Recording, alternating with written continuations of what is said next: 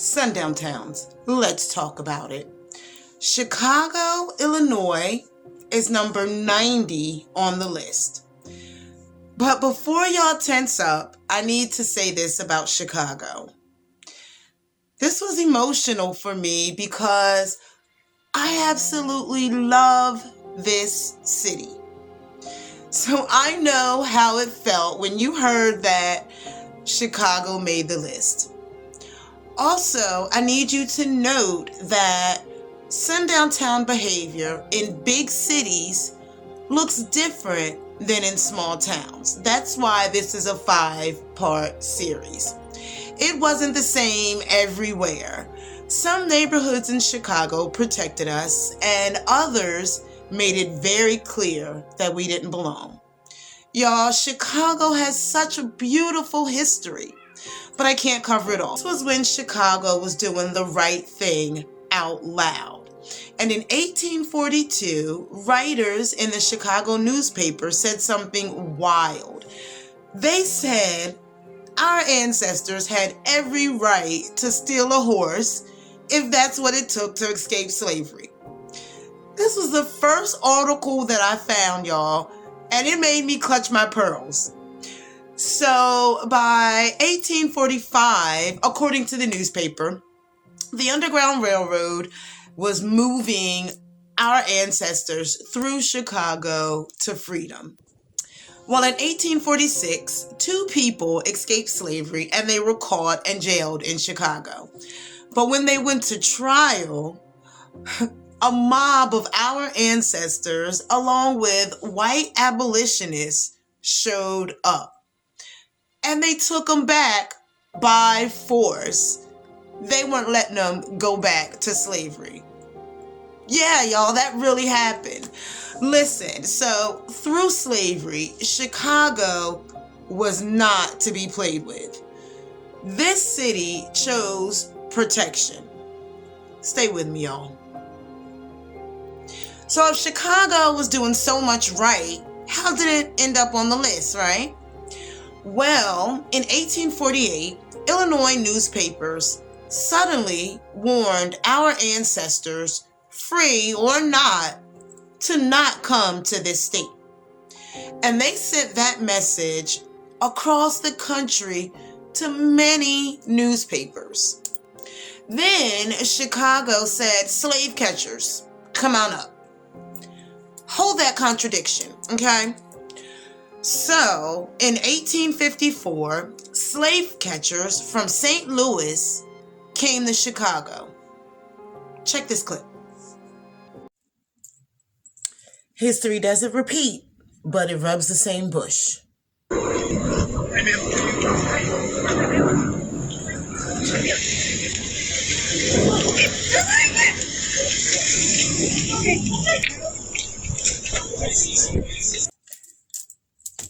Let's go to 1854. Slave catchers came up from St. Louis looking for 3 people who had escaped slavery. They found one, a young black boy. They chatted him up and made themselves look friendly before trying to snatch him up. The difference is, the second that boy realized who they were and why they were there, he yells, right? And when he yelled, the report says that within 10 minutes, the street was full. Black abolitionists, white abolitionists, everyone came out on the streets. They made these guys, the slave catchers, run away. They were so scared, they begged to be put in jail for their own safety. Now, compared to what we see today, this is America's history. We know about the Dred Scott case, right? Well, in 1857, the Chicago newspapers openly questioned the Dred Scott decision. Like, how can someone be chattel but still subject to laws made for humans? Make it make sense. So that same year, a black man named John Mitchell sued a white man for assault. The defense said, he's chattel. Chicago said, on a very tight condition, he's human. And just like that, our ancestors were declared citizens in Illinois. Through slavery, Chicago was standing 10 toes down, y'all. But something was starting to shift. In the South, he knows who the man is, the man up there on the hill in the big white house. And when he comes to a city like Chicago, it's much harder to determine who that man is. Such a complex society. It's a different man who controls the house from the man who controls the job, from the man who controls the welfare, from the man who controls the hospital, from the man who controls the school. And I think what's happening is that he comes rather quickly to the conclusion that the man is all the white men. Not being able to discern his specific captor, he decides that all people with white faces are his captors. And to the degree that all white people are engaged in supporting the systems of separation and racist institutions that we have in the North, that judgment is basically accurate. The problem that we have in white America is that most white people, when they hear about white racism, most white people say, man, that's not me. I never discriminated against anybody. Never did. And in their sense of what discrimination means or what racism is, they may be right. But they sit residing in a system from which they take full benefit, a system that defines them in and defines black people out. We are going to have to face the fact that we are not a community. A community is where a lot of people develop mutually beneficial relationships with each other. And our racist institutions and the political boundaries of our cities define black people out of the community. White people will sit in their suburban homes and watch their television programs and hear about all of these laws that are being passed. Many of them are beginning to wonder, well, what is it with those colored people on there? Why are they so upset? All this wonderful stuff that we're doing for them. But we aren't focusing on the black man living on the block. He lives in a two-flat on that block, and he knows what the circumstance on that block was 10 years ago. And he knows what it is today, and he, too, has heard about all of those programs and laws being passed. But the hard fact of the matter is that things are not changing for him. It's no wonder that the white population and the black population are pitted against each other when the black man knows that the change is not coming, and the white man thinks that major efforts are being undertaken when they are not. So I don't think anybody should be surprised when one sees the black people in an open attack on the system, because I suspect that they don't see that there is any other realistic. By 1879, newspapers reported a lynching in Chicago.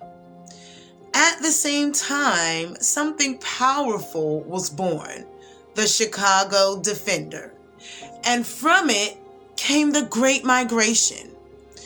Chicago was a top destination for our ancestors. If you don't know why, go check out parts 1 and 2. People like the brilliant, courageous Ida B. Wells came to Chicago. But something was different now. By 1915, kids couldn't be kids together anymore. Our voting was being manipulated. Our workers started facing discrimination. Our race didn't seem to matter before. Now it's an issue. And this is wild. Our ancestors from Chicago were fighting in war for this country while being pushed out of democracy at home. And by 1918, terror was unmistakable, and so many people predicted it. In February of 1919, a bomb was thrown into an apartment building. And this happened often. In this case, a 6-year-old child was unalived because our ancestors, decided to move into their neighborhood. But you know how we do. We went on to build businesses and futures.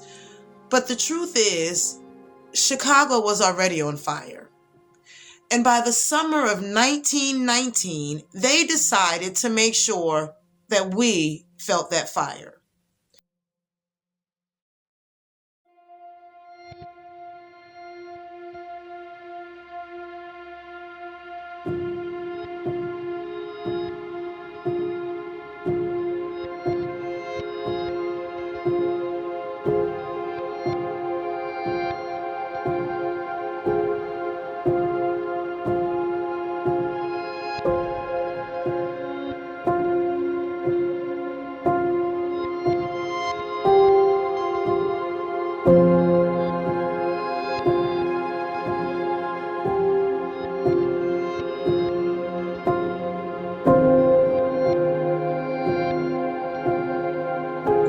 Red Summer didn't come out of nowhere.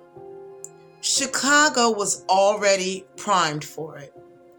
See, by April of 1919, newspapers across the country said Chicago is a Negro city and claimed that our ancestors had crowded out the white people. Yeah, we were there, bigly.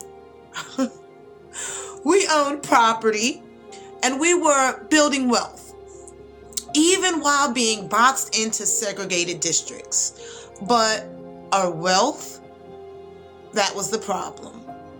And just like that, the first race riot broke out. Our ancestors tried to move beyond the South Side. For white Chicago, that was the breaking point. And by the summer of 1919, newspapers openly talked about the Negro problem and the colored housing problem. Their solution: send us back south, bomb us out, cage us in. So then, July 28th, 1919, at the 29th Street Beach, 17-year-old Eugene Williams was unalived, and they say Red Summer was officially in swing. Chicago made its choice. Hey, the Brookfield Jewish down. Let's see your ass on down here. Don't stop. Just keep coming. Just keep coming. Don't stop. You fat punk. I see what you made out of. You fat punk. And your mama too. Cut it out. Cut it out. Cut it out. Keep your stand inside the light. All the way inside. Keep on the way. You is funny. Come on.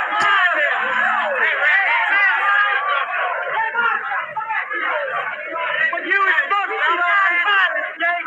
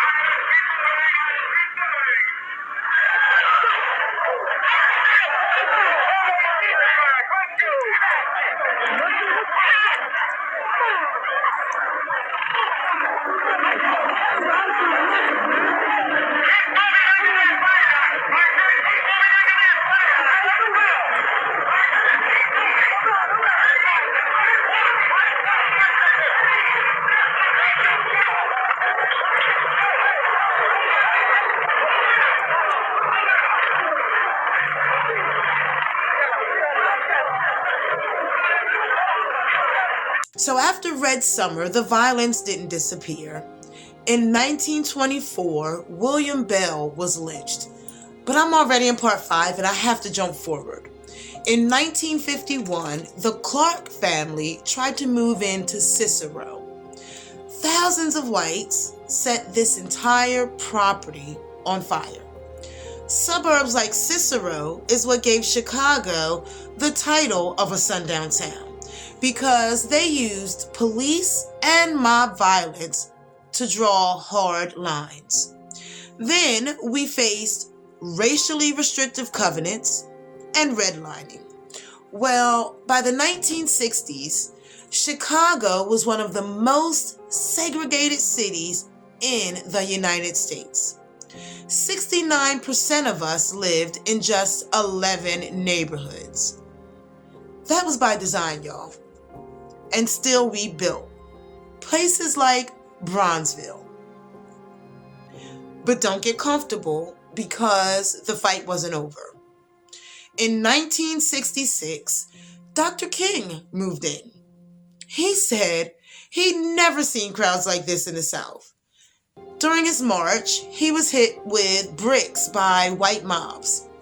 So Dr. King's stay here did help end unfair housing. Well, not so much in Chicago. And segregation didn't magically end. Then came the war on drugs, mass incarceration. Poverty concentrated in high-rise towers. Chicago didn't become a sundown city overnight. It evolved. First, it protected us. Then it punished us. This is why I study the whole timeline. Not to shame cities, but to expose the systems.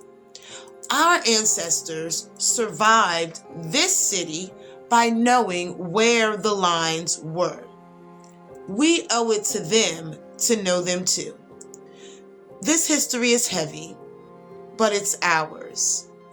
Sit with it, then share it.